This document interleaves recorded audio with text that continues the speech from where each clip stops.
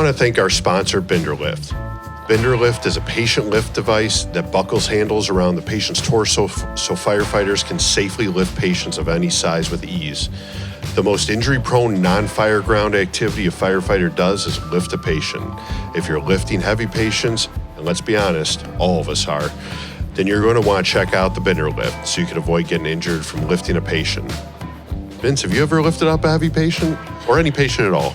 I've blown my back out so many times lifting heavy patients. I can't count the number of times. So something like Binderlift is a pretty awesome product, especially if it's going to save me from having to lay up from the job or go to medical or just work the rest of my day in pain. Absolutely, and they'll let anyone try it out for free. Doesn't matter what your role is within the department. Just sign up for a free field trial on their website, and they'll send you a set of Binderlifts to try out for a month or so, absolutely free. We use them in our department, and I recommend you give them a try. Just Google Binderlift to watch some videos and sign up for a free trial. Binderlift, the new slogan should be Binderlift, save your back. Save your back. All right, well, welcome back to Chicago's Bravest Stories. Our guest today is Jason Patton. For you guys who don't know him, he's the guy who you see on all those videos for Fire Department Chronicles. The one thing that I was excited about when I got into the EMS and firefighting career was the thought of brotherhood. Coming together as one unit to always support each other no matter what. And then I came across a wonderful article called 5 Reasons Why EMS Doesn't Deserve Higher Pay. So let's find out what happened when Sean woke up on the wrong side of the bed and decided to give the old heave-ho to his brothers and sisters in this wonderfully written article. Number 1, we don't deserve anything. We signed up for the job. We knew what we were getting into and we understood the pay that we were getting coming in. You see, the problem is when you're painting this picture, you're making it sound like we walked in day one and said, "Hey Jim, welcome to your first day." Yeah, that's nice. Listen, I'm not getting on that truck unless you give me $3 more an hour right now. But in reality, it's the people that have actually put time and effort into their jobs, perfecting their craft of being an EMT or paramedic, showing loyalty to the jobs of the companies that they work for, and all they're asking for is a livable wage that'll help combat increases in things like insurance costs, costs of living, and maybe help them put that thing called, food on their family's table. Hey, Jason, how's it going? I'm good, man. I'm good. I'm that guy that all of your chiefs go, "Don't do that." That's me. Well, when we put it out, we were trying to get you in the studio the other day, and things didn't work out. And whatever, next time you make it to Chicago, we'll have you in for sure. But we got a ton of response. Nobody knows your real name. How does it feel to be known as the Fire Department Chronicles guy? It's fine with me, man. Let's go. My name is Jason. Yeah, for everyone who doesn't know it, but yeah, that's pretty much. It's always like, "Hey, you the coffee guy?" The guy, yeah, that's me. That's who I am, dude. So I worked out it. And so you're also a vice president of Fire Department Coffee? Yes, vice president, co-owner. Yeah, Fire Department Coffee. How'd you get involved with that? I know Lucas, your other guy there, right? Yeah, he's actually a firefighter up in Rockford, about an hour north of you guys, or west, or whatever the hell it is. But we actually, so whenever hurricanes hit in Florida, they take 2 out of the 3 shifts, make them both come in, and they stick us all in 4 stations. So plus police officers and a bunch of other people, and we were going to have 30 guys in one station, and our stations are not built for 30 guys. So I put this video out about 3.5 years ago now, 4 years ago, and I said, Cafe Bustelo was what I was holding in my hand. I said, "This is the only thing that's going to stop us from murdering each other." And someone sent that to Luke, and Luke was like, "Hey, man, I'm getting ready to fire up something called Fire Department Coffee." Shipped me a bag of what he had already put together. And I was like, "Dude, this coffee's really good, man. Like, all right, let's do it, man." And now we are here. So there's the conception around, at least out here in the Midwest, is that you're a Rockford fireman, but I'm finding out that that's not the case. No, I am actually a South Florida firefighter. And Luke is up in Rockford. And then our chief operator, our COO, is also up in Rockford as well. Okay. And you've been a fireman for 12 years, right? 12 years. Yeah. Paramedic for 14. Oh, okay. So did you started as a paramedic and you're working as like a single role paramedic or on a private, and then you got on with a municipality? Yeah. I was a mechanic, and a buddy of mine was like, yo, try out EMT school. And I tried it. I was like, wow, this is actually pretty awesome. I like this. And I ended up getting my medic, and then I worked for AMR, and I was there for about 2 years, and thankfully got hired on with the fire department. Down here, if you aren't working for a fire department, then you're working for a private ambulance company doing lizard slinging and stuff like that. So, there's not a whole, there's some inter-facility transports. I got good calls when I was there. I actually got a couple cardiac arrests and stuff. So I got to practice my skills, but unless you're on a fire department around here, you're probably not going to be doing any kind of real 911 response. Okay. It's pretty close to how it is around here too, I would say. So, wow. So pretty long history of like getting on the job and going through 12 years on. How during that time, how'd you start the whole personality of the Fire Department Chronicles? So it all started off as it was National Geographic's Fire Department edition, and we did this whole thing was we're hunting for the battalion chief. I had a really crappy accent. The best thing was watching people in the comment section. It was like people were like, I'm from Australia. That guy's not from Australia. He said, you must be from South Africa. And South Africans are like, he's definitely not South African. He's definitely not. Figure out so bad. So we did that, and it was fun. Like, we got a bunch of hits, and then a decent amount of views, maybe 5,000-6,000 views on the videos. And then I put out the natural mating call for paramedics, which is bitching. And the whole thing, that's where I got 100,000 views in 8 hours. I was like, holy crap, it's amazing. And it's just super cool. And so put that out, and it just had an unbelievable response. I actually shut it down for about a year because we got a new chief. And he was getting us pay raises, and everyone's like, I swear to God, if you screw up these pay raises with your stupid videos, I was like, all right, I'll shut it down. So, don't fuck this up for us, man. Yeah, that's exactly how that went. Did you have to get permission from your firehouse and your department to do these videos? I know in Chicago, we have the strictest social media policy. Everything has to be basically run through run past the city for us to do anything. Yeah. No, I did it, and it was very innocent at first. I mean, it still is innocent. It's, all PG-13. There's no cursing. I don't, in fact, the political debate video that I just did was probably the most political thing I've ever done. I always stay neutral with everything. I don't crap on people or anything. And if I do, it's mainly myself that I'm crapping on. But I kind of just did it. And it was like, all right, if they tell me to stop, I'll stop. And in fact, at one point in time, my chief, who's not there anymore, he ended up going to a bigger department, being chief there. But, he came up to me and he was like, hey, look, here's the deal. He's like, not a lot of people think what you're doing is funny, but I actually like it. So he's like, he goes, I got a rule. I got 3 rules for you, man. He goes, don't do anything stupid, while you're on shift.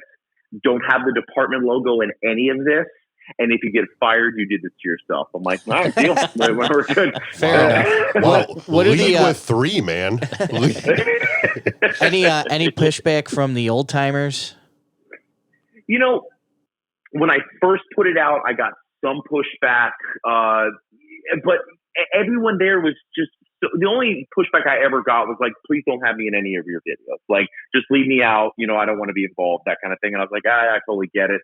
And then I got some pushback from the community, but I just found that it was a select amount of trolls. They wanted to voice their opinion, which is fine, whatever. But for the most part, nah, man, people really enjoy it. Again, I try not to shit on people. I try not to be disrespectful. I just try to make good humor that people genuinely want to relate to, Yeah, absolutely. And from all the videos that I've seen, that's, not to go after you, but they're all jokes that we've made about each other, but it's nice that it's getting being brought to light that, again, like when I call, Steve a lazy fireman, or somebody calls me an idiot, idiot suburb guy, like these are just jokes that we have, but like you make it out there, and you're it's speaking awesome. The unspoken. Yeah, for sure.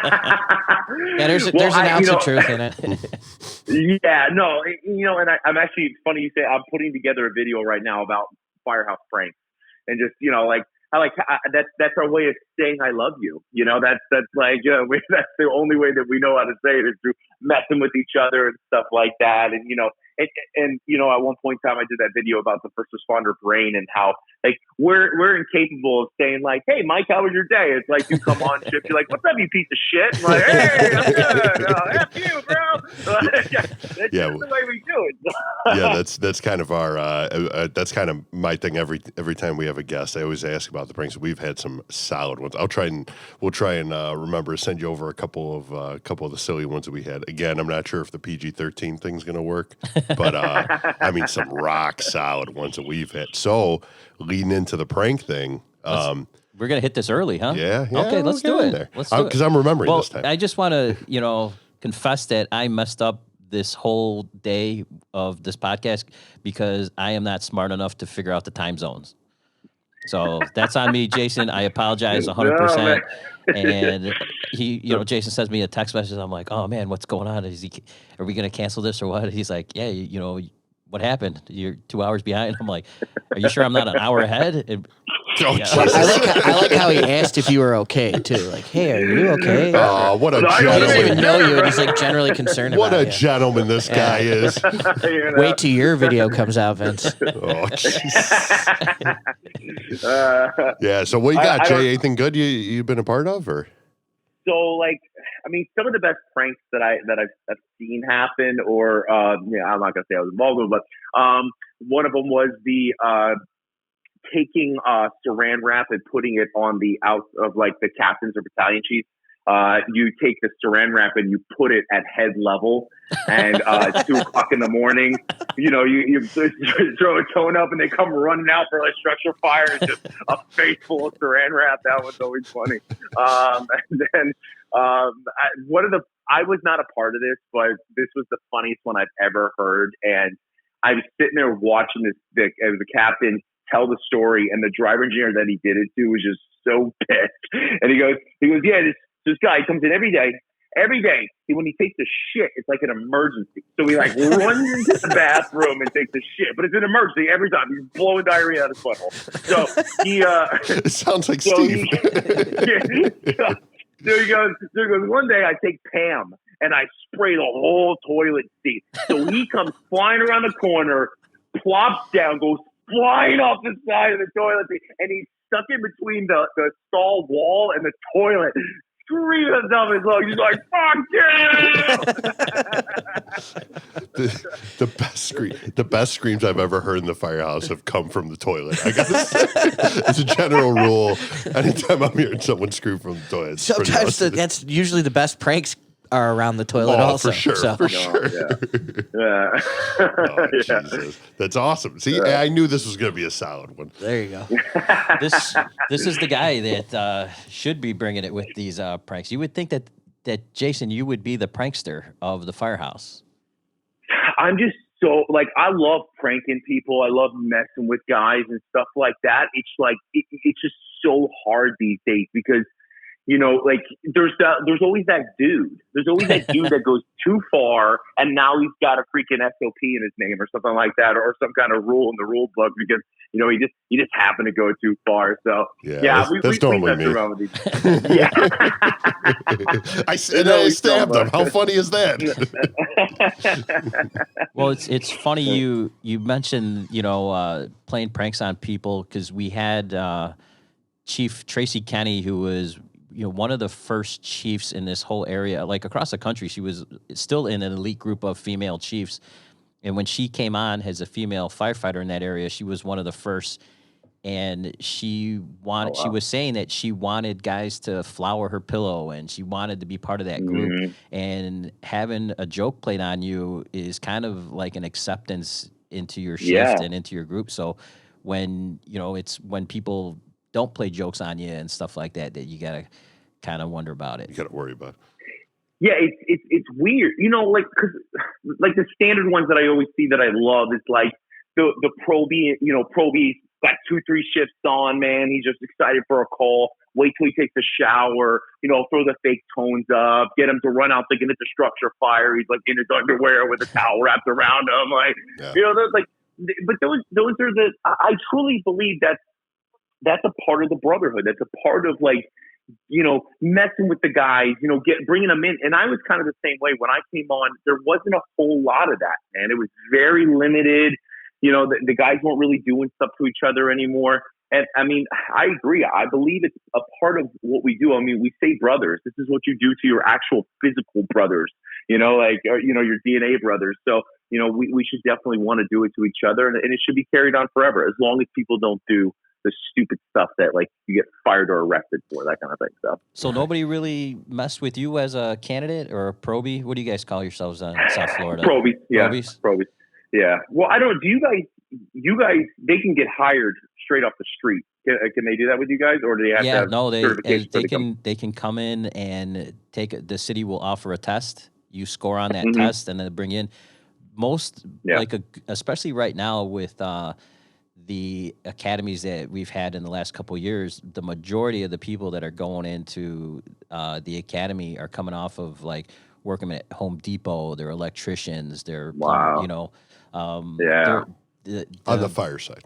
On the fire side, yeah. Absolutely. Yeah, and up here in Chicago, well, at least in Chicago, on the EMS side, you have to be a paramedic before you get hired as a paramedic. Hey, by the way, so what's your name? The deep voice guy? Oh, that's Corey. Oh, that's yeah. Corey. Bro, if you could call me and wake me up every morning, I mean, your voice is just beautiful. Like, hey, Jay, it's time to get up, brother. I'll tell you what. I'll record a message for you if you want. I mean, man. You were talking about your videos flying around. I mean, I got some videos I can find. I'm a video guy too. Jason, you have it easy. You're in South Florida. I got to look this guy in the eye as he's talking to you.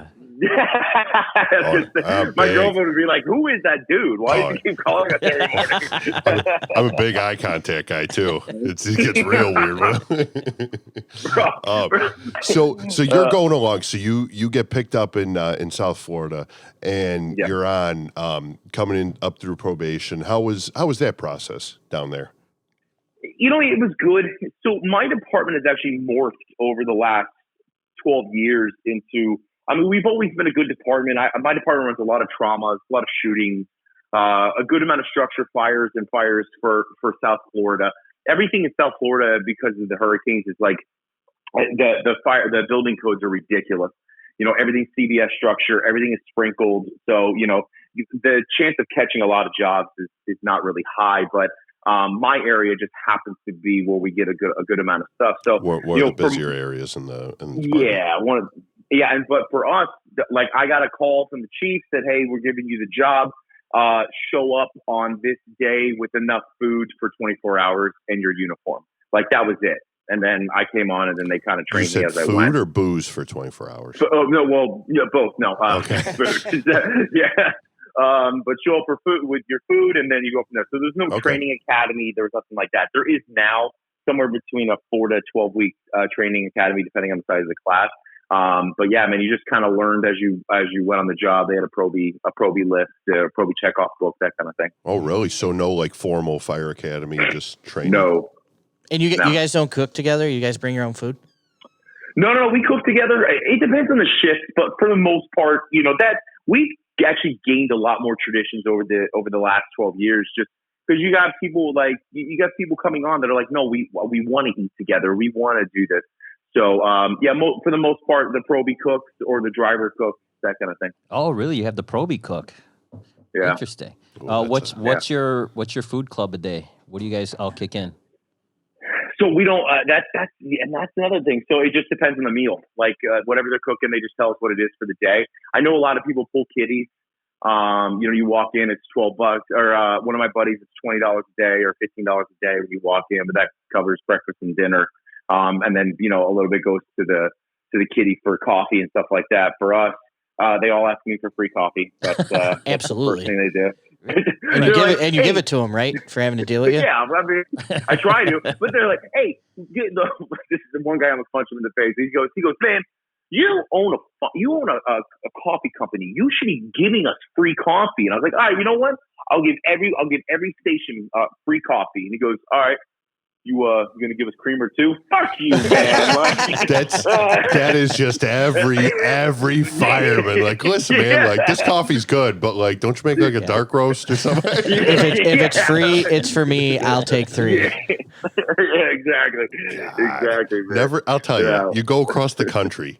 Every department's the same. What they say? Same circus, different clowns. Yeah, 100%. What do you think? South Florida was going to be different? Right. Yeah. That's fair. Yeah, it doesn't matter where you go. It's all the same. So you're coming up, getting done with probation. So the setup out there by you guys. Do you guys like start off on an ambulance? Do you kind of float around in different assignments? Or What do you have in your house, Jason? Truck, ambo, engine? It depends on the station. We run an ambulance. We call them rescues down here. I know that's like a sin in like New York, Chicago, that kind of thing. So we got our ambulance or a rescue, and then one engine, and then in one of our other our main station, we have an aerial, a 70-foot aerial platform, and then the ambulance, and then a battalion chief as well. Nice. Yeah, so relatively, we're a smaller department, 80 guys, 4 stations. But I mean, we've gotten some good calls over the years, did some good training, what we call it. Well, in your 12 years, do you remember your first fire? I don't remember my first fire. I do remember, I do. There's specific calls, specific fires that pop off in my head. One of them was we go for a structure fire and legitimately right down the street. So we come out, structure fire. As we pull out of station, we can see the smoke. 2 a.m, but we can see the smoke. We're like, oh crap! So you're smoking flames. We pull up, smoke flames blowing out the every orifice, everything. So as I'm pulling the line, I look up and there's a car in the house.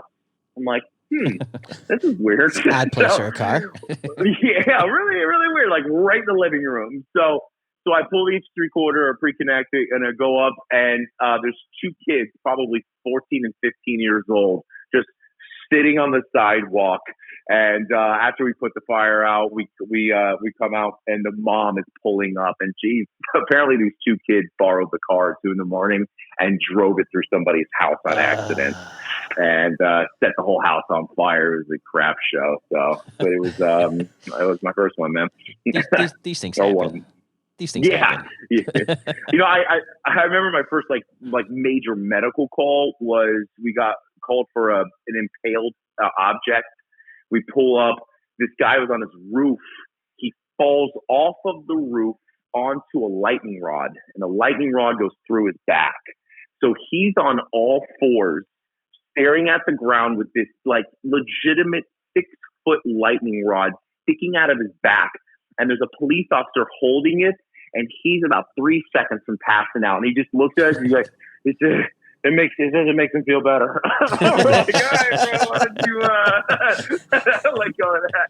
Can we get a second ambulance? What are you guys waiting for? I'm checking the weather report.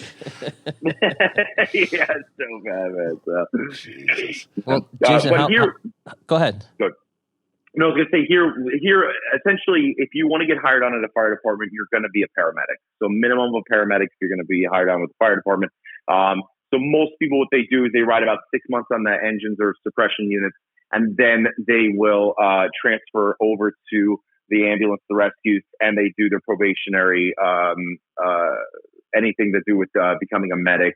The preceptorship is what we call it. So they do the preceptorship. Once they're signed off, then they're most likely going to live the next 5 years on an ambulance, and then every once in a while get to ride backwards. They're going to suppression unit. Wow, that's very different than what we're used to up here. Yeah. Very different. So you start on an engine or a truck, and then you have to work your way to the ambulance. Very different. If you want more, yeah. Well, if you want more money, you will. It's a $10,000 pay increase. I think everybody would want to be a paramedic then. Yeah. Maybe that's the problem, Vince. That might be the problem. Well, Jason, I know that you just got involved with a program that we've kind of pushed too about first responders' mental health. And I know, why don't you tell us about that group that you just partnered up with?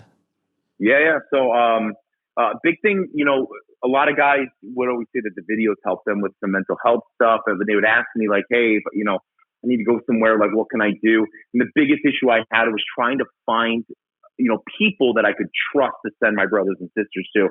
So, Banyan treatment centers, I ended up vetting them, working with them for about a year before I decided to, quote unquote, sign off on them. And what's cool about them, one of the big reasons that I decided to work with them, they're very good at what they do. They're experts at it. They have 12 facilities across the United States. They should have 14 here in the next year or so. They're about to open up a ranch that's located in Texas. It's a literal ranch. But what's great about them is instead of doing the, bells and whistles, you pull into the treatment center, there's a guy with a fire engine spraying you with the hose, that kind of thing. They invested a little more money into understanding specific treatment modalities. They understand, hey, these things work for first responders, so let's use them. Let's use this on them. And they invest more money to making sure that the staff is trained properly, and it's not just about like, hey, you're a first responder, let's give you the show, and not actually treat you the way that you need to be treated. So that was a big reason why I wanted to work with them, and they've been great. Well, I don't, we can we don't have to talk about this, but in one of your videos, you talk about you had an issue during your career. Is that something you want to talk about? Maybe kind of push this forward a little bit.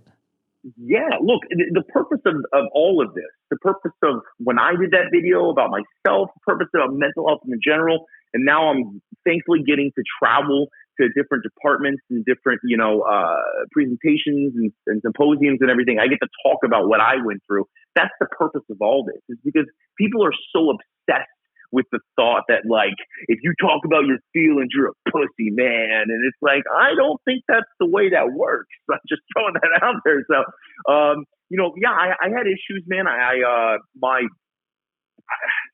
was having issues in my own personal life, and they were seeming to lead into me being a first responder, and it was affecting me as a first responder because I could not get myself out of a depression. And, sometimes we don't know what happens, but it happens. So I was in such a bad depression and such a bad rut that I truly was suicidal. I remember I was laying on the floor I would wake up every day, and it was Groundhog Day every day. I was just the same thoughts over. If you just kill yourself, it'll get better. If you just kill yourself, it'll get better. And then I was laying on the ground of the gym. I just finished a workout where you'd think I'd be happy.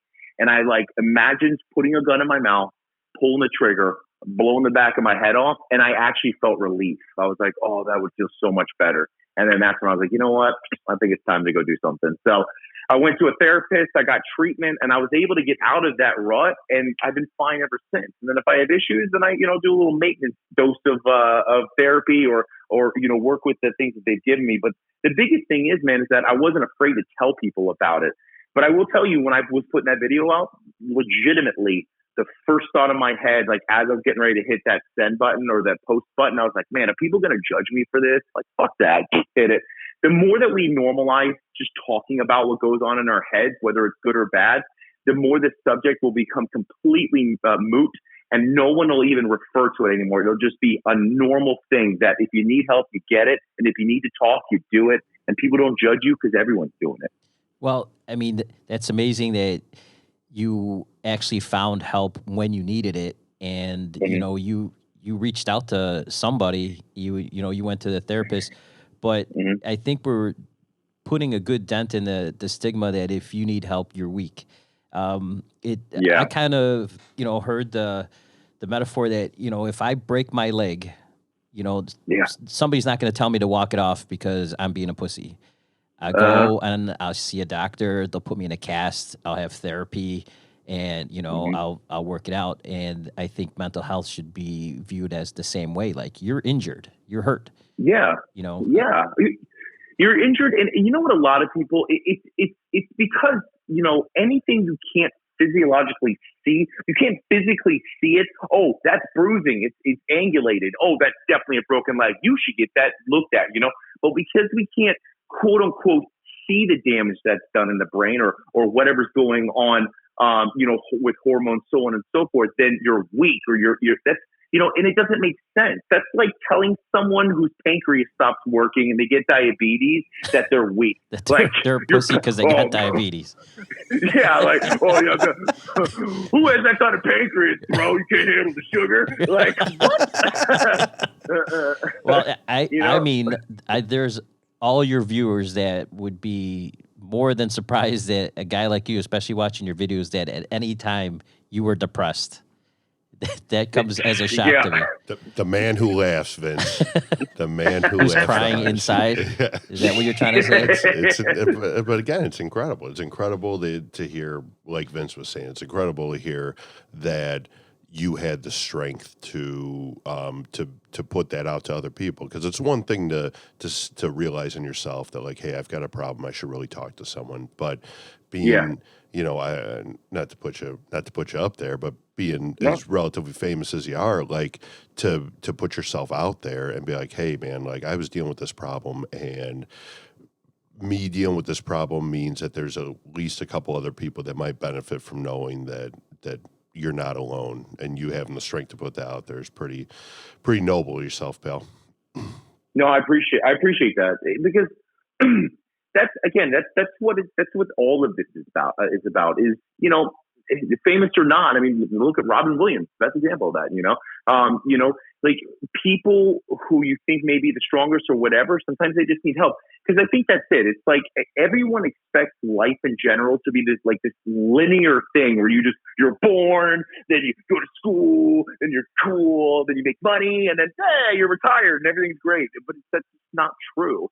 In fact, we all know people, or if you've ever met somebody who has had a very cush life, who has had zero bad things that have ever happened to them, they're not good people. They suck to be around because they don't have perspective of anything. So, just understanding that, hey, we all have our lulls. If you just talk about it, learn from it, and then move on, the next time you hit that lull, it's going to be a lot better. We've all experienced it with calls, man. The first structure fire you went on, you were probably losing your fucking mind, bro.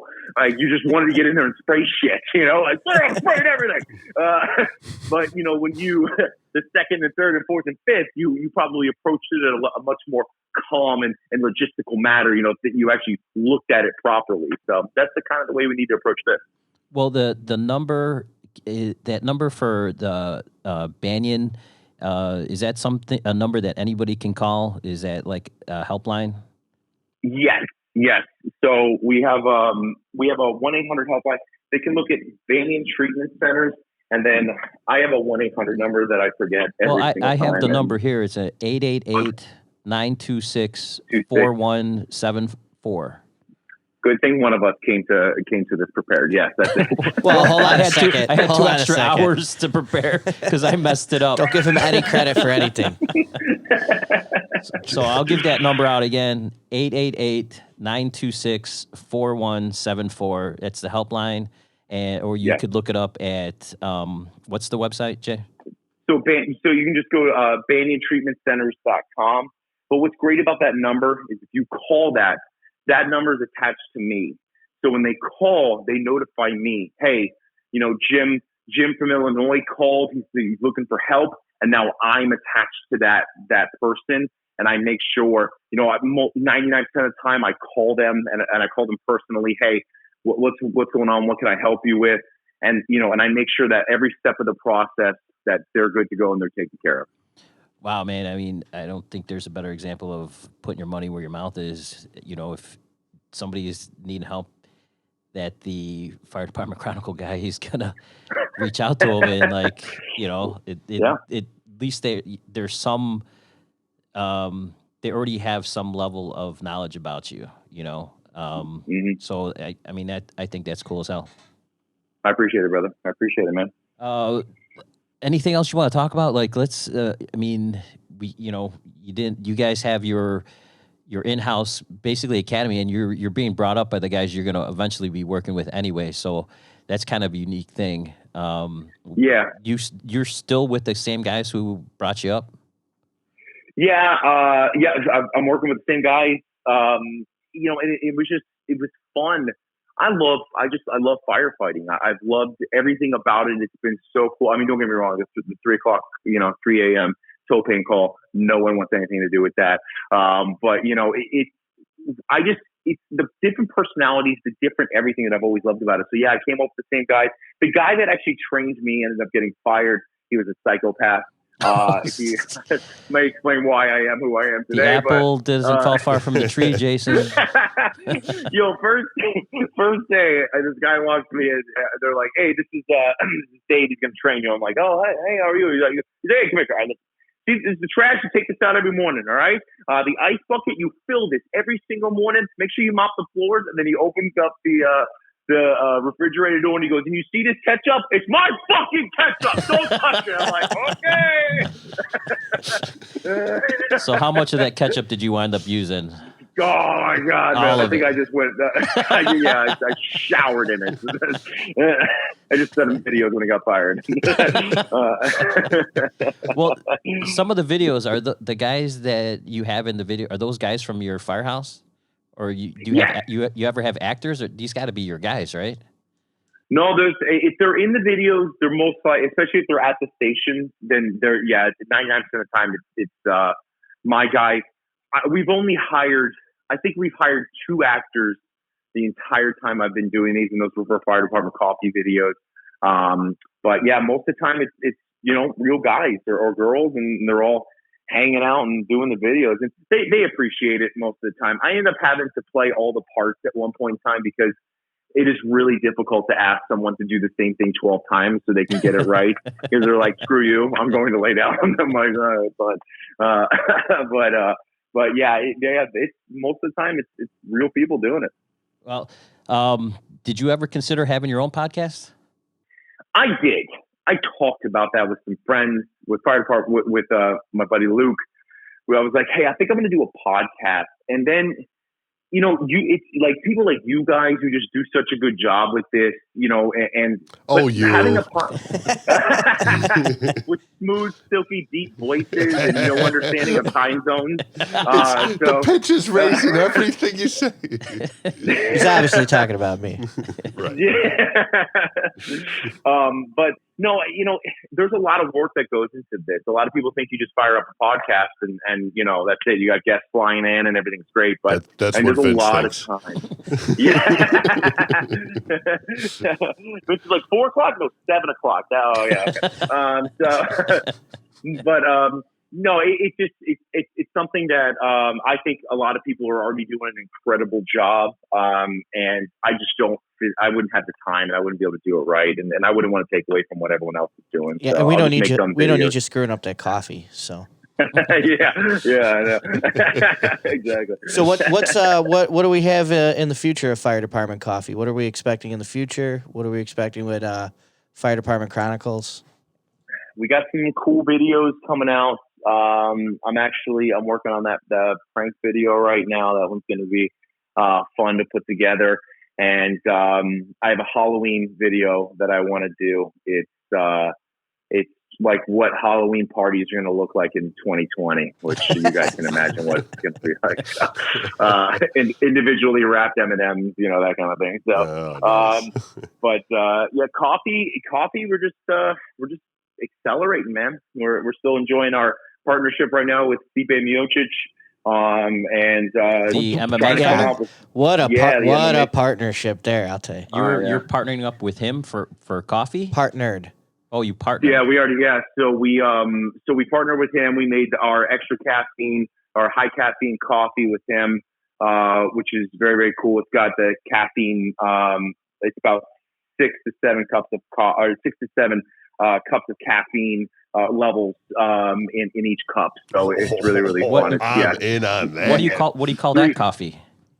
It's just called crack. You need a lighter. To sip it. one tip will blow your butthole out. Yeah, that's the other one. So, That's Well, because when you see him fight, like he's like not very animated and stuff. So if something's gonna fire him up, I want some of that. I watched him fight, man.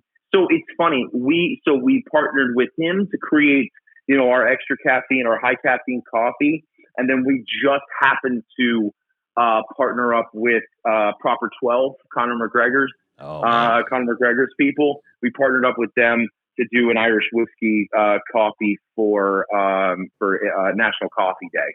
Well, so we're big whiskey really guys, cool. Jason. We're big whiskey guys. We should have fire department whiskey. Huh? What do you think about that? I think that sounds Jason, like a I very think we have a new startup. partnership. Signed deal. We're sending you the paperwork.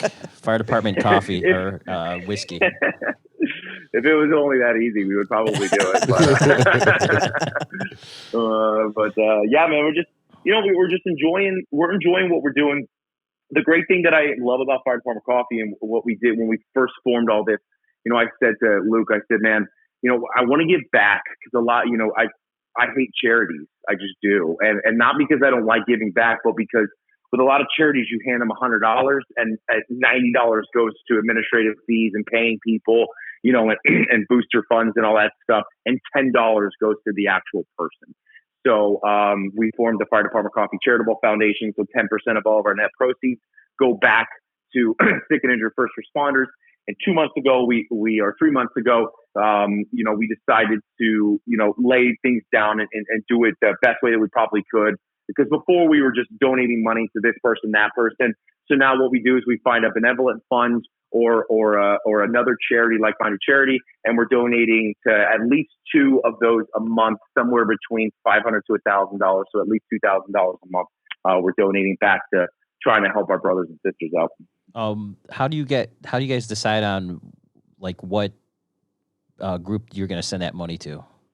Whoever is the most attractive. That's what it comes down to. That's fair. Fair enough. Then we're definitely getting money. And that check is headed this way quick. Corey, say something sexy to the man. Jay, I'm so happy you came out today. Well, maybe we could work something out for our Ignite the Spirit. Maybe we can get some money sent out to our charity here, Ignite the Spirit, for the same. It's the same cause. So maybe when we get off the microphones here, maybe we can get something going for Ignite the Spirit. Yeah. And then for anyone else, what you do is you go to firedepartmentcoffee.com, so firedeptcoffee.com, or Google us. When you go on the site, you'll see charity. Click charity, and there's a form that you fill out. Fill out the form. Once you're done, it'll send it to us, and then we go through them and we figure out who is the best to give the money to. We like to go with benevolent funds and physical standing charities, just because I don't mind putting $1,000 in a dude's hand. We just want to make sure that it's going to the right place. For sure. Yeah. That's awesome, Jay. Yeah. That's awesome, Jay. Thanks, you man. so much for talking to us today. Hey, what size t-shirt are you? I am an extra large fatty. Oh, you know what? When we were gonna have you in, when I initially talked to you, I was at my firehouse, and the guys on Ambulance 80 at 107's house got you a hoodie, and so we're gonna ship that out too. But they're like, he can have it, but you have to mention our name and let him know that the guys from Ambulance 80 on the second shift got him this hoodie. So they, I think I've paid my dues on that, and the rest is on you, buddy. I appreciate it, brother. I definitely appreciate it, man. So thank you so much for your time. And, when you make your way to Chicago, will you promise to come in here in studio? Yes, I will.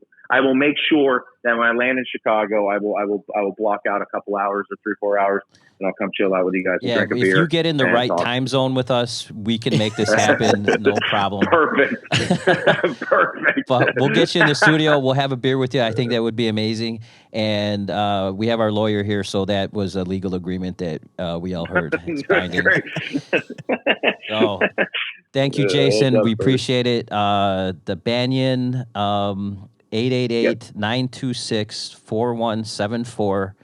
and BanyanTreatmentCenter.com. Did I get that right? Yeah. Okay. BanyanTreatmentCenters.com. Yep. Okay. And Appreciate it. Keep everybody who's listening, keep watching those Fire Department Chronicles. Now you have a name to the face that everybody's been, when we put it up on our thing, everybody's like, yeah, I know that guy. Oh my God.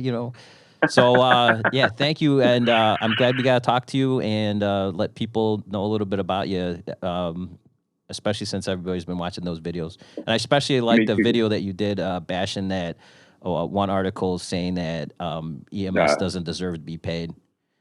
Yeah, and the worst part is that guy's still in EMS.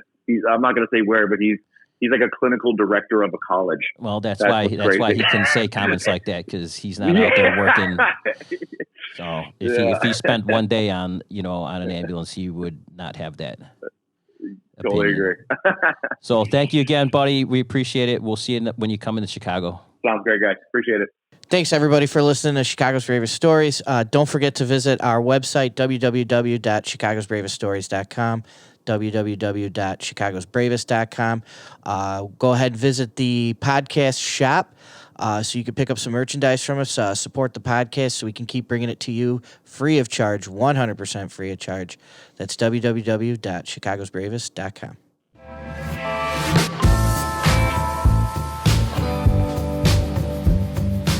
This has been a Fire and Iron Media production.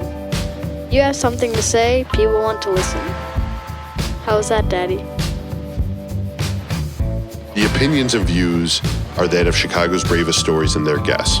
They do not necessarily reflect the views of any municipal governments, fire protection districts, fire departments, EMS, or law enforcement organizations.